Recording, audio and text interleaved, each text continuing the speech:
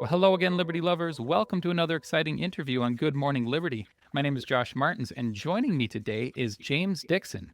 Now, James is a Michigan based journalist and a political commentator. He's the host of the James Dixon Podcast.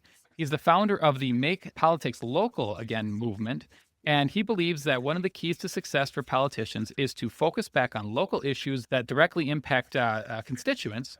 And I definitely agree with that. I think we've moved too far to national issues and far away from local issues. So, James, welcome to the show. Hey, welcome. Thank you for having me, Joshua. It's a real blessing to be here with you. Yeah, awesome. So, this is your first time on Good Morning Liberty, and one of the local issues that I really wanted to talk to you about is actually hitting a lot of communities around the nation right now. It just all over. We're seeing this in Texas. We're seeing it in Wisconsin. We're seeing it in Michigan, where you're at. And that is these AI data centers that are popping up all over the place. And so I really wanted to kind of get your take on those and just the elections coming up and this Make Politics Local Again movement that you have going on.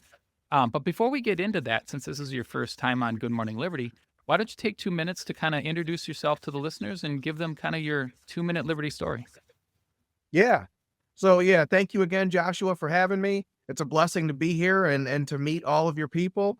Long story short on me, James David Dixon. I'm a podcaster in Michigan, journalist, all that, who has taken to the road. Like for 20 years, I was this print, journalist. And then 2024, start podcasting. And then just really learning the power of using your physical face and your physical voice. We just did a media seminar at the Republican convention in Michigan. And I was urging my colleagues, let yourself be disrupted by these new mediums.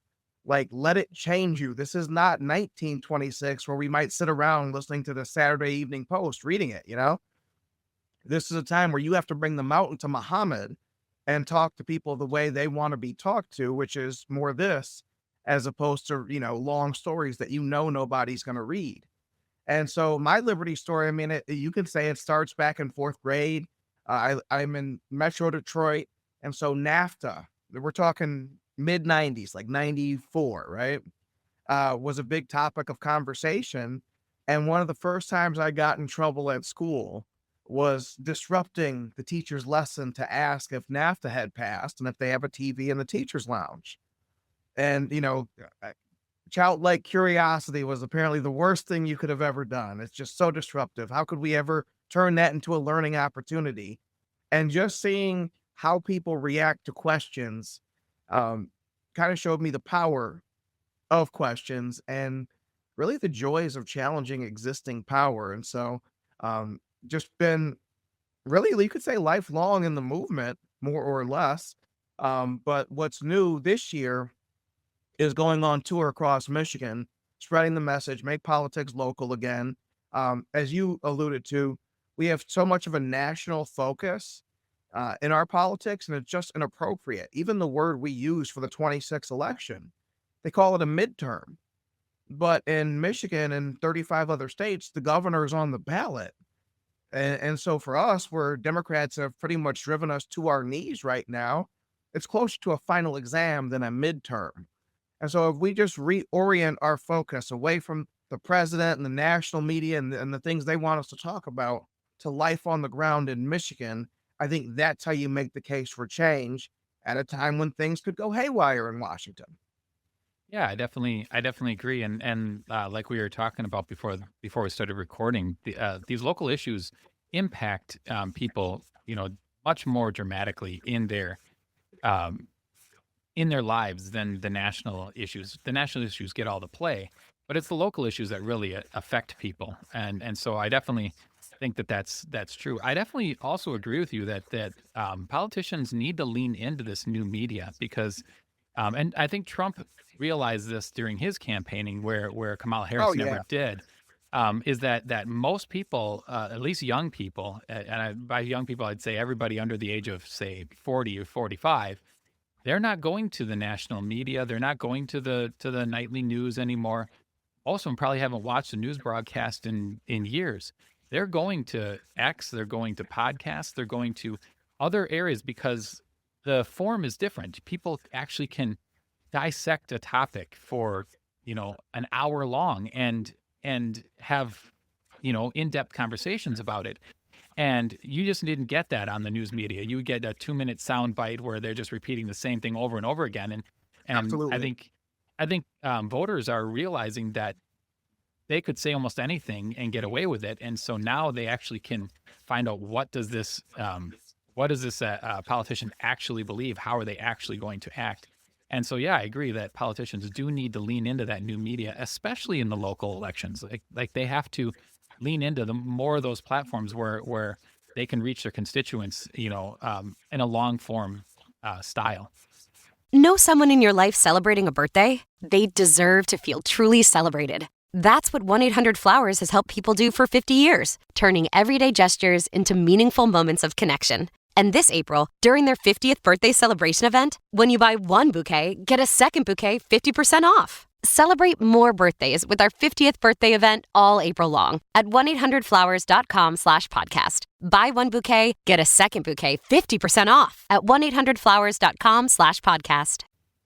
It could be long form, it could be short form. I'll do a 7-minute podcast if there's 7 minutes of stuff to talk about.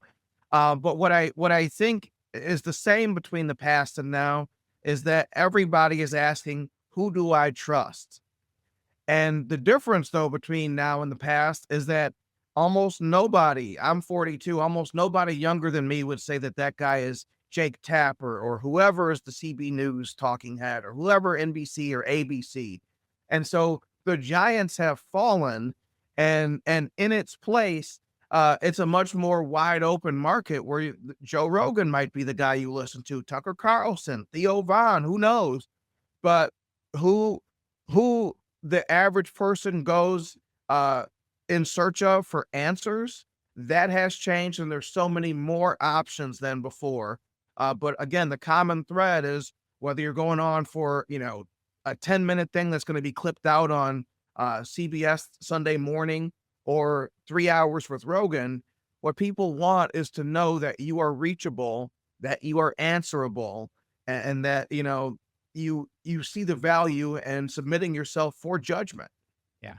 Well, and I think a lot of that also speaks to just the fact that that a lot of those new people that they trust, they still have credibility, right? Where a lot of the you know media personalities, they lost all that credibility, and that's really hard to get back, and politicians as well, and so I think that that's playing into it as well. And if they ever want to get that credibility back, they have to lean into that. They have to own their mistakes. They have to actually go on and meet the voters in a scenario that's a little more vulnerable, and Yes. actually meet them kind of on their level. And they have to lean into that. And I don't think enough of them are. I think most of them are still stuck in the past. But the days of the past where the media could just cover up for those things, it's not the way it is anymore. Yeah, I mean, speaking of credibility, before this, my slogan was make news local again. And so that was the mission in 24 and 25. And now this with an election to win in Michigan. But the way I look at it, journalists hold two tools in their hands. You have credibility, but you also have the ability to influence events. And what we've seen them do in the Trump era is toss aside credibility and go all in on influence, influence, influence. I can make you think this.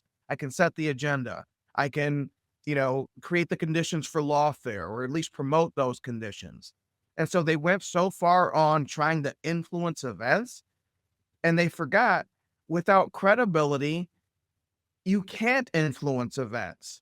And so what I see the old media doing is pressing the same old buttons and wondering why they're not working, because they've been worn down. You wore them down with the COVID psyop, the George Floyd psyop. I mean, they as much success as they had promoting psyops in 2020 is as hard as they find it to do to even make legitimate hits on Trump at all in 2026. That's how far things have gone, is when you misuse influence, you lose it.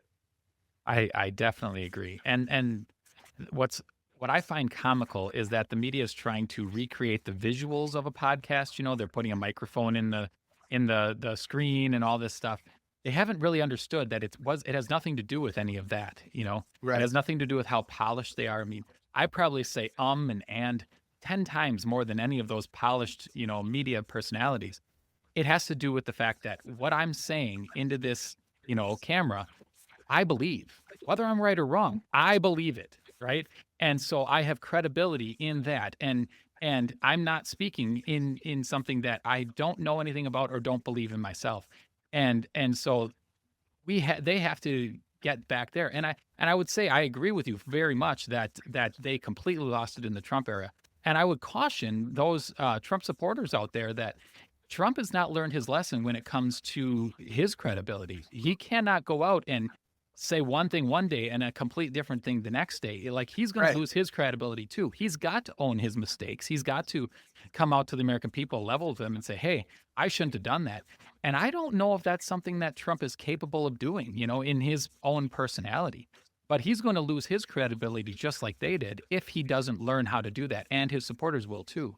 So it is a very interesting time to be in kind of the political space and the media space, because far more than just telling the truth and just telling the news, you have to be believable. And being believable means that you are telling a story that you believe in yourself, and you admit it when you get it wrong later on, right? And we're just not seeing that on that national stage. The other part of believability is admitting what you don't know. And so the beauty of Make Politics Local again is I don't feel any ways compelled to draw opinions about Iran and Venezuela and all these global things. I don't pretend to know, and I'm not going to insult your intelligence by acting like I care. I don't care. What I care about is Michigan and what's best for Michigan. And so to the extent the national narrative helps me, I'll tell those stories. To the extent local things are a better focus and a better way to lead to change, I'll tell those stories. And so there's a humility in saying, all I can offer you on the James Dixon podcast on Good Morning Liberty is one man's opinion. And the lie the media tries to tell you and why they're so unsuccessful is that this is the only right thing you could ever think as a decent person. And anything else puts you outside this orthodoxy, which makes you far right, far left, and we just don't care. We don't give you that gatekeeping power or that ability to characterize. And so your humility, Joe Rogan's humility in saying this is just what one guy in a t-shirt thinks, is credibility. Absolutely. Well, I want to talk about some of this local focus, because, I would say 15 years ago or so, we had a lot of people focused on local issues. You watch the evening news every night. You had your local talk show hosts that you would listen to that would bring you local, events going on. And we really have moved far away from that. How do we get back to a focus on local issues that impact people directly in kind of the internet podcast, X, that kind of era? How do we get back to that kind of focus? I think whenever you can fade the market, you want to do that. I think about, I'm a Michigan football fan. And so going into 2021, you're coming off, Jim Harbaugh's coming off 8 straight losses to Ohio State. 9 is the series record. I mean, it was perilous times. And he makes a thesis that in a time when everyone's trying to fling the ball around the yard, we're going to build a team that's tough in the trenches and run the ball down your throat. And so Ohio State was trying to beat Alabama. Michigan built a team that was perfectly suited to beat Ohio State. And it ended up leading to a national championship 2 years later.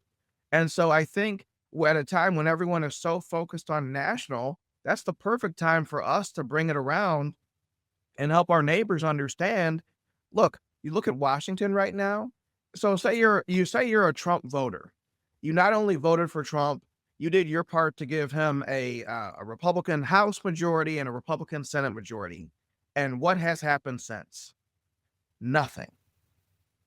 And so if we can reorient our own mindset to understand that Washington politics is a bad TV show, but the stuff you can affect is within a drive of your house, then we can rewire those incentives as well. The money might not be as big, but your work will matter a lot more. You can change Lansing, my state capital in Michigan, a lot more than you can ever change Washington. That's very true. And our founders had this same plan when the way they structured the Senate originally, by having it be the state's wing of the government, and having the state representatives, send senators to Washington.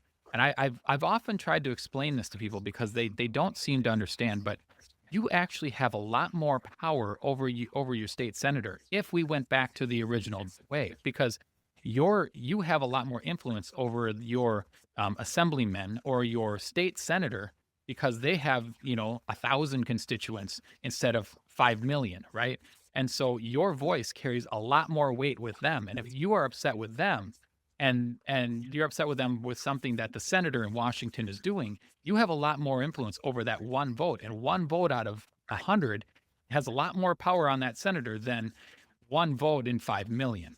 So it makes a lot of sense. And I often also say that Washington politics is often downriver of your state politics. If you change your local elections, you change your House, you change your state Senate, those are the people that are going to move up into your national races later on. So you're changing the atmosphere, and you're putting better people in position for national politics later on. So there's a lot of benefits to focusing on your local elections, and it does affect you far more than it ever did before. Yeah, and I think there's a problem that happens when your pool of national politicians is different from your pool of state politicians. So I think about somebody like Senator Alyssa Slotkin from Michigan. Her first time voting in Michigan was in 2018 for herself. So you just come in, you're airdropped in. Theoretically, you grew up in Michigan, but you don't have any real lasting ties to Michigan, just then enough to be a carpetbagger and come back and bring some power home for yourself. And so the problem with that is that someone like that, she spent more time this year in 2028 battleground states than she has in Michigan. And the other time she has been focused on her senatorial work, it's urging sedition against President Trump. And so you have someone with no ties to the ground. This is someone who would have never been a senator in the old system, but under direct election, all you got to do is stuff a ballot box once, and you're pretty much, going to keep getting elected for decades and decades. So I don't think we're ever going to go back, but I do think the way to counteract it is to create that local bench, because let's just think about it. The more conservative, based, hardcore, whatever your locals are, that's going to filter up to your state capital. That's going to filter up to the national capital, and maybe even affect other people they caucus with. Fresh isn't just a look, it's a legacy. Bevel delivers premium head-to-toe grooming, hair, shave, skin, and body, all designed for textured hair and sensitive skin. We're talking professional-grade clippers, shave systems that actually prevent bumps, and skincare that hydrates without the harshness, so you can stay fresh, smooth, and irritation-free. And with Bevel, every step of your routine feels intentional, elevated, and built for you. Bevel, premium grooming. Fresh never fades. Check us out on Amazon, Ulta, and getbevel.com. Tires matter. They're the only part of your vehicle that touches the road. Tread confidently with new tires from Tire Rack. Whether you're looking for expert recommendations or know exactly what you want, Tire Rack makes it easy. Fast, free shipping, free road hazard protection, convenient installation options, and the best selection of Vredestein tires. Go to TireRack.com to see their Vredestein test results, tire ratings, and reviews, and be sure to check out all the special offers. TireRack.com, the way tire buying should be. At Marcus Theaters, everything hits different. The sound, bigger. The screen, brighter. The laughs, louder. And the snacks, they always make everything better. Because here, you don't just watch a movie, you feel it. Every moment, every twist, every cheer hits harder when you're part of the crowd. The best stories deserve the big screen, and you deserve the full experience. Nothing hits like the movies. Find showtimes now at marketstheaters.com. Some people like working twice as hard just to stay right where they are. And in Ohio, we really don't get it. Because to us, owning a home in your 30s Working in tech without the traffic? And still being able to make it to your kid's soccer game? Sounds pretty good. In fact, Ohio is the second most affordable state to buy a home. Your move? Learn more at yourmoveohio.com. So then how do the local politicians, zero in on this on these local issues? How do they get that message out to the voters? Because right now the voters, it's not so much that the politicians are the problem. We have local politicians.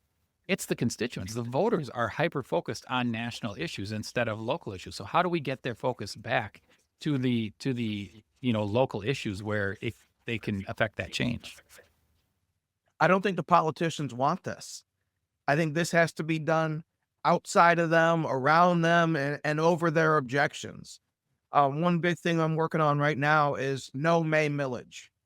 And so on May 5th, a bunch of communities across Michigan are going to ask people, would you like to raise your property taxes, to fund this athletic field or whatever, schools, whatever.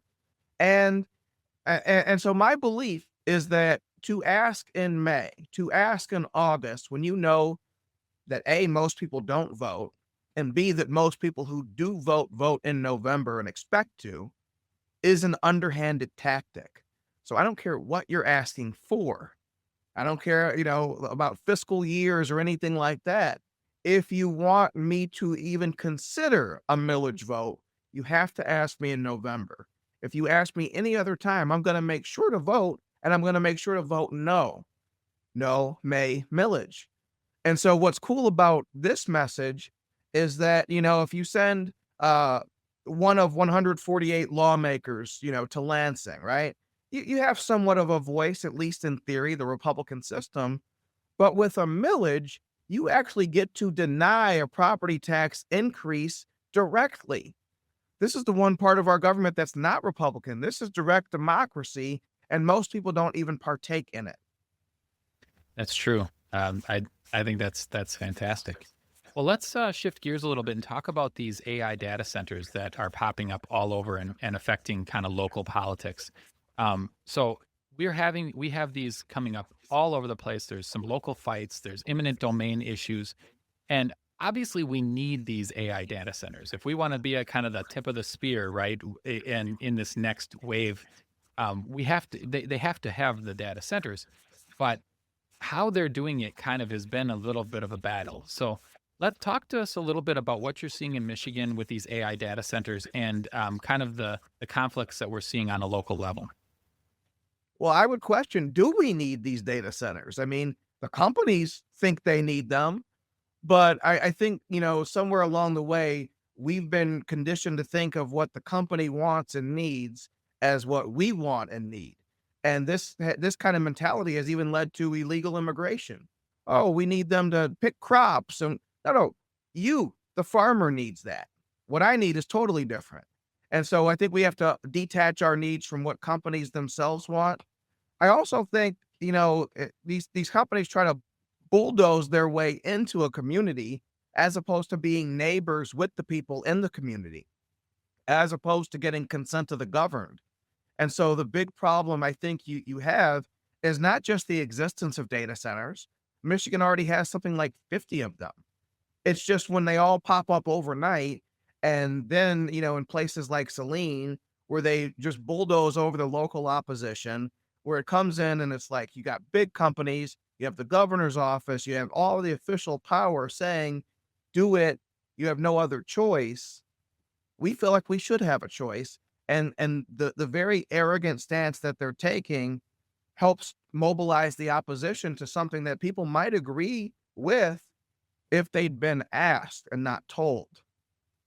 Yeah, I guess what I meant by we need them is I think AI is coming whether we get in the game or not. So without them, I don't see us being able to be the leaders of it, or they would have to have these data centers somewhere, overseas or something like that.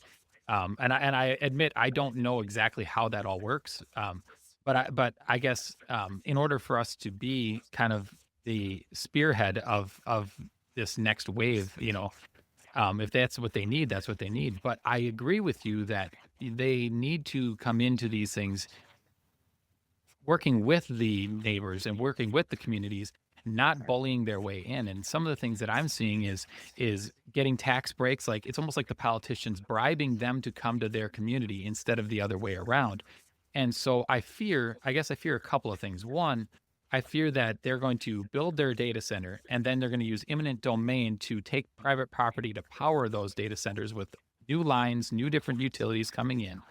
And two, I fear that the politicians are going to offer a bunch of tax incentives, tax breaks, and different things to these companies for kickbacks or whatever it is that the politicians are getting, at the expense of the voter, and the constituents. And I think, with the problems that might arise to that is that you might have extra power going to these data centers to cover for the data center and causing rolling blackouts in the communities. You might have, things like that make it very clear that the data center is more important than the constituent. And I think that is where the battle needs to be. I definitely think we need the data centers, but we need to do it in the right way. We need to do it the right way, and so many people in Michigan are trying to do it the wrong way, working with lawmakers and local government officials and doing things like non-disclosure agreements. Non-disclosure agreements. I mean, and then what's really ironic about Michigan is we have this push for data centers, but also a governor, Gretchen Whitmer, who is a big believer in green energy. And so it's so funny because they've signed a law. Michigan is actually supposed to run on solar and wind in 2040. Our biggest utility, 100% solar and wind. But you can't find one single data center that runs on solar and wind. So a state of 10 million is supposed to do it, but not one data center can do it because data centers need reliable energy, not intermittent energy, not rolling whiteouts, not rolling blackouts. And so what I love to do in my journalism and my personal practice is to confront people with two things that can't be true. Green energy and data centers are in no ways compatible. And I'll be fascinated to see which one the left feels the need to abandon first. Well, and I guess I would push back in one area. I would say that they are compatible if they expand their mentality out beyond their traditional idea of what a green energy is, because the cleanest energy that we have, that we've come up with, is nuclear energy. We've just Right. put that on the table and we've pushed it away since the 50s. But with the technology we have today, we could create nuclear energy across the country and in a very safe, a very reliable, and very clean way. And that would power all the homes and all the data centers we need. Yet that's not always the push. Now, I know that there's been some change, that we've loosened some regulations and stuff like that, which is a positive thing. But I don't see us making this, being able to use our aging power system to supply these data centers or the electric cars coming that everybody wants, the left wants, and all the people's homes and everything else, if we don't make those kind of concessions. Because you're right, we're not going to have enough solar or wind. I mean, not far from me, there's a huge solar plant, and right now we've got tornado warning coming through. What happens if that tornado walks through that solar plant? It's going to just rip all that up. We don't have that, so we need to broaden our horizon to actual clean energy that is available, that we know how to use, and actually lean into that, I think. Yeah, and in Michigan, they had to come around to reality on this, where that energy law I talked about, they tried to make it where, okay, in 2034, we're going to start to consider nuclear as clean energy. The problem is, if you start in 2034, you're going to be way too late. Right now, Michigan, like on the west side of the state, they're trying a first in American history where a nuclear plant was taken offline and to bring it back online. And, the feds are on board with it. The state government is on board with it. And Whitmer had to come around to this earlier than they wanted to. Excuse me. Had to come around on this much earlier than they wanted to, because they understand you can't just start nuclear. I mean, even reversing this process, you're at the start of a years-long process now to get just one of these things back online. So nuclear is something you can't get halfway pregnant with. You really have to commit to it. And if the left means what they say, they should love nuclear. It has all the reliability of coal and all the cleanness of the things they like.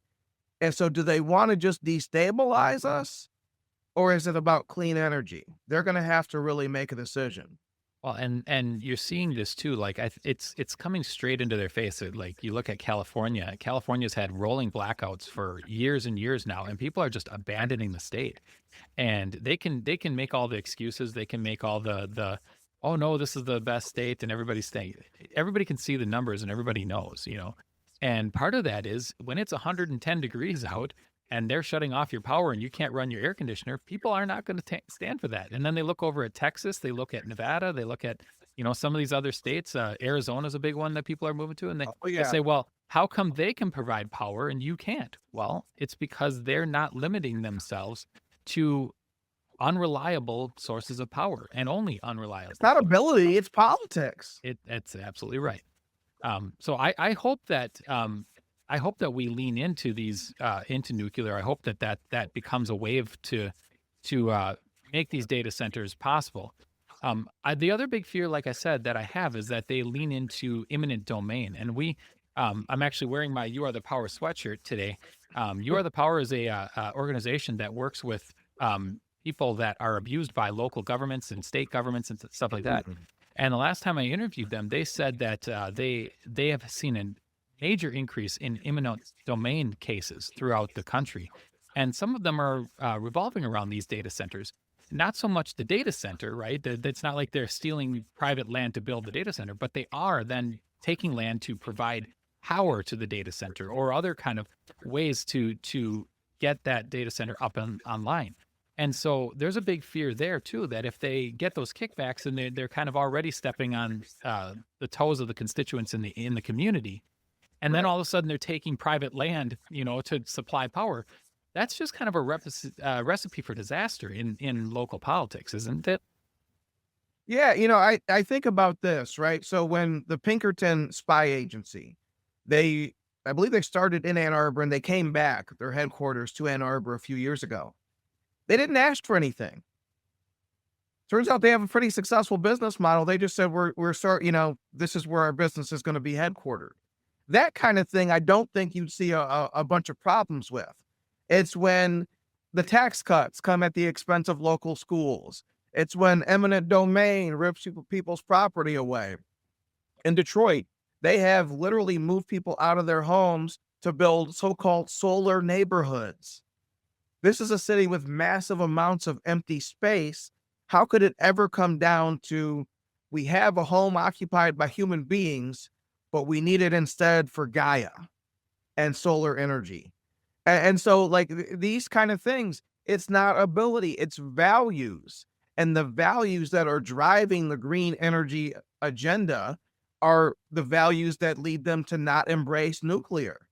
My thesis, my contention, I mean, we have an attorney general in Michigan and Dana Nessel and our governor, Gretchen Whitmer, who've both been on a mission to get Michigan to unplug from Line 5, which provides like 45% of the fuel to the lower peninsula of Michigan. Now, why would you do that with no stable replacement? Because your goal is not for us to go on with our lives in a cleaner way. Your goal is to change our lives and destabilize our lives and make rolling blackouts the new normal, just like in California.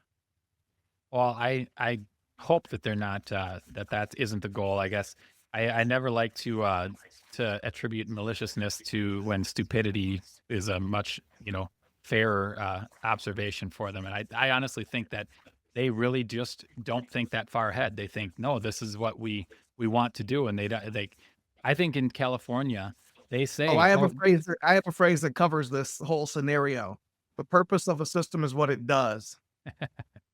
If your action would work to unplug us from the energy, then your goal is to like we had a shooting at a Mormon church late last year, right? And everyone wanted to ask, oh my God, what was the motive? Well, given that someone took a gun and went into a Mormon service on a Sunday, I'm guessing the motive was not to attack Jewish or Muslim or Christians. It's probably to attack Mormons, right? So we just got to be able to read the opponent by looking at what they say they want. And if we just did that, we would always vote because people out here are nuts. Yeah. Well, and I guess I look at it as they want all these things, but I don't think they always think ahead as to how they can get them. And so it always seems to surprise them when all of a sudden they have to do the rolling blackouts. Like, what do you mean? The solar should be taking care of it. No, we told you it wouldn't, And we see this all the time in politics. That's why I say to people, these politicians, they're not brilliant. They're not the smartest people in the world. They're Ed from the corner who was just picking his nose 3 minutes ago and eating his soup. They're not any smarter than you or me, and they don't think ahead any further than the average person. And so some of these grand policies that they have that they want to implement, the side effects, I think, catch them just as much by surprise as unfortunately as they do the average voter. But it could just be that they are trying to get us to do exactly what you say. I don't know. So, Well, I mean, if someone, I live off Telegraph Road in Michigan, and if I were to go on Telegraph right now and drive 100 miles an hour and the speed limit's 45, I could say my goal is not to hurt anyone, but I acted with such a reckless disregard for whether I would hurt them that you should be punished for it just the same. And so that's what we have to really do. And if we just, and this is where it's such a shame what the media has become, because normally they would tell us what these politicians want to do, and we'd be able to draw these conclusions and make informed decisions. But somewhere during the COVID era, especially in Michigan, our media stopped covering the government and started covering for the government. And that's just a death blow. Oh, I definitely think that. I think it started even before COVID, but it really came to light during COVID.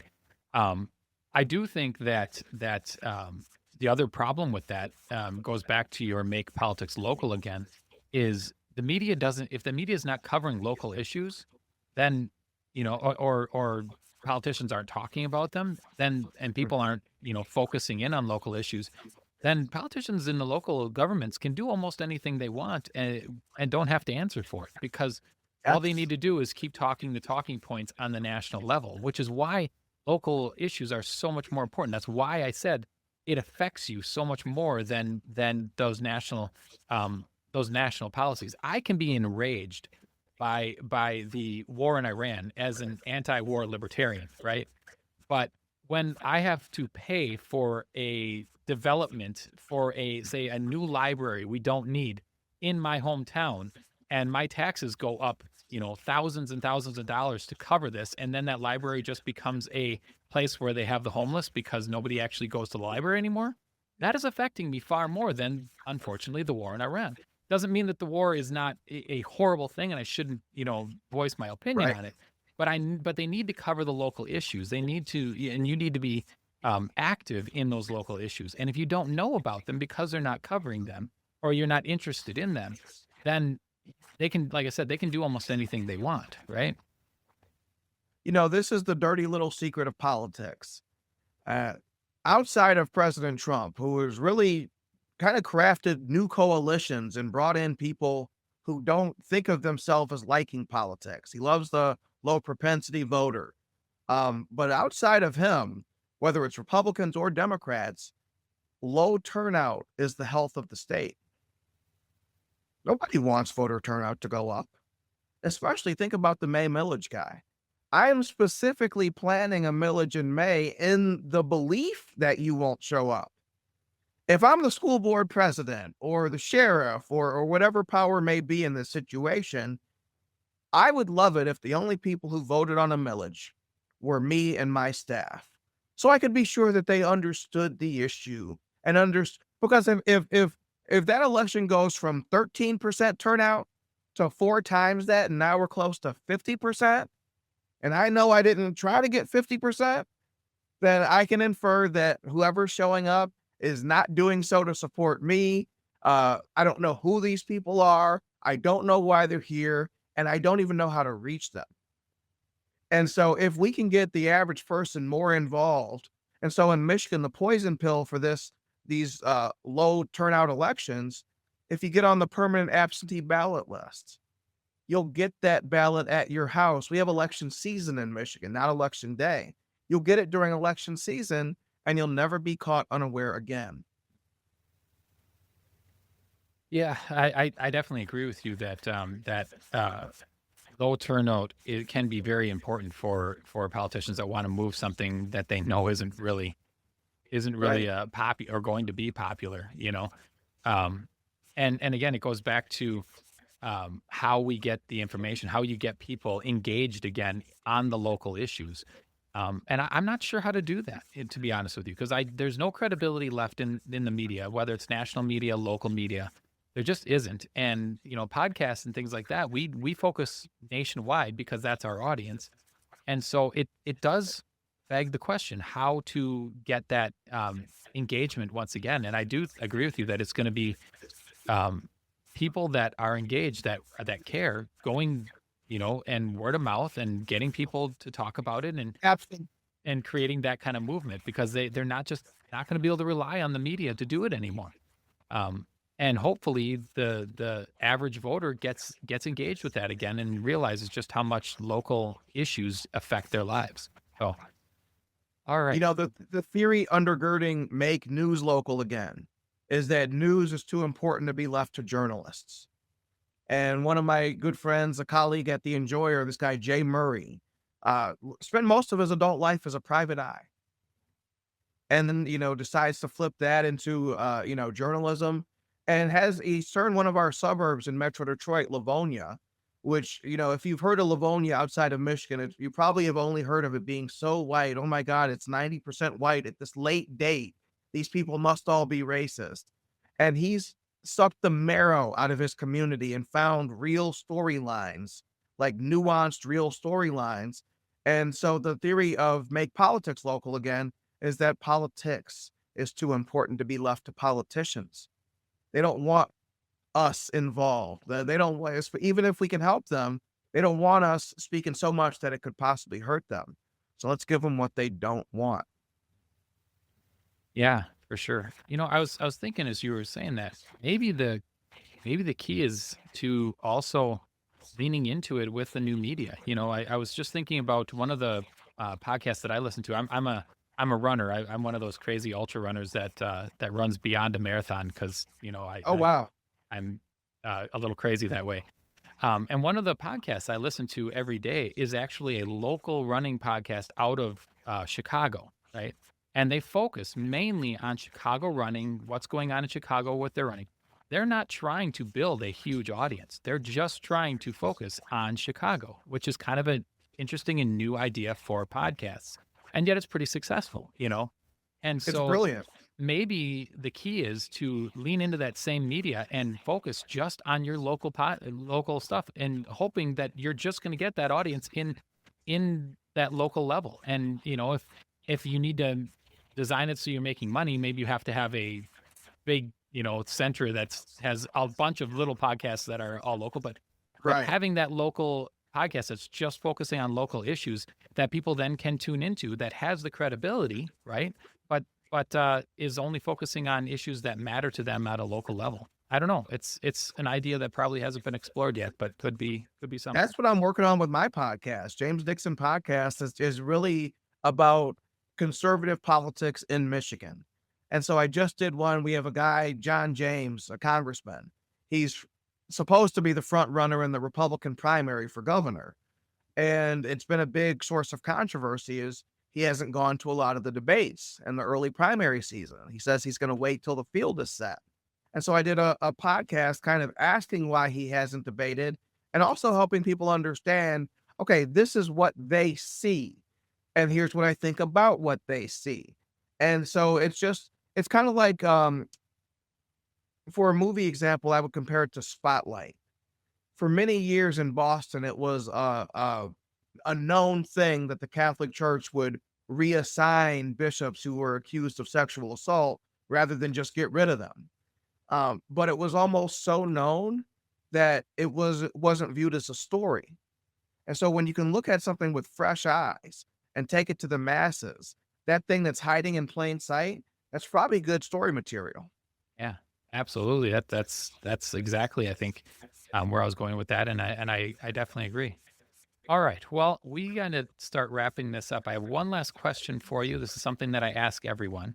So, if you had the power to make one change for liberty, you had Harry Potter's wand, or you were, king for the day, and you could make one change for liberty, either moving us closer to liberty or opening people's eyes to liberty, what is something that you would do? I'd hop in a time machine. I would go to the 1912 election.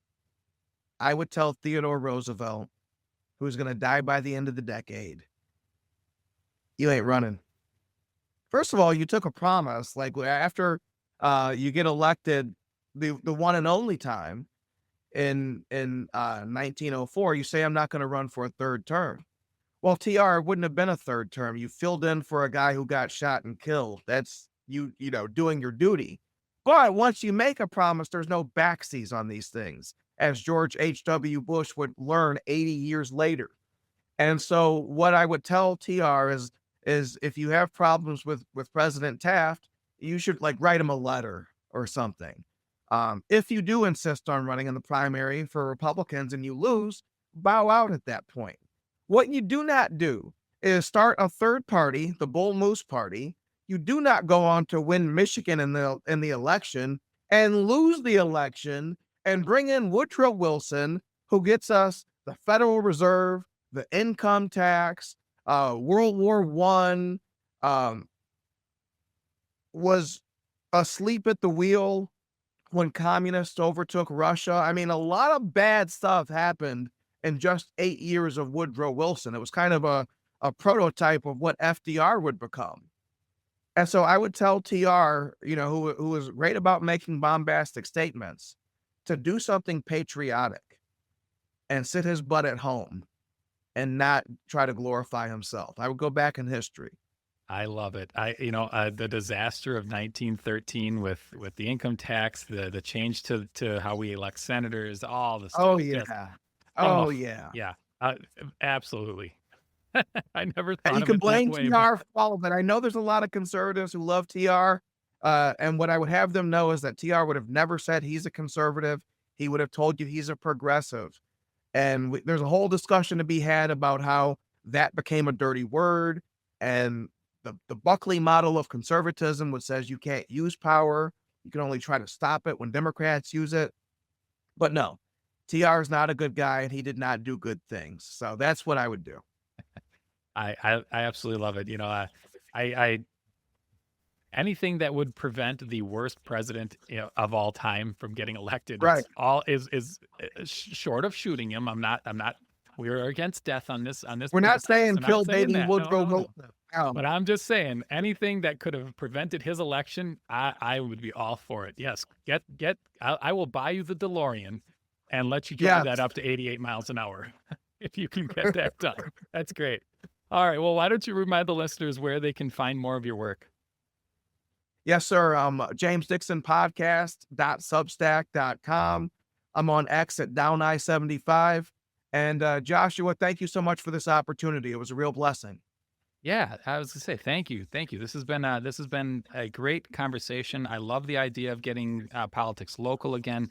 I think there's a lot of power in that, and there's a lot to that the everyday person can accomplish if they focus on those local issues and they force politicians to pay attention to those local issues. So, thank you for what you're doing, and thank you for joining me to talk about it. Thank you, sir. Yeah. All right, Liberty lovers, go online, check out more of James' work. Get involved in your local politics. Again, that's the way you can make a lot of change. It may not be as flashy as the national stuff, but it is important, and it does have much more effect in your local life. So while you're doing that, while you're checking out more of James' stuff, hey, hop on over to goodmorningliberty.us and become a member of the Fed Haters Club. It's still only $7 a month, and you get the live show. You get to vote on the Dumb Bleep of the Week every single week. You get to vote on that and crown the Dumb Bleep of the Year at the end of the year.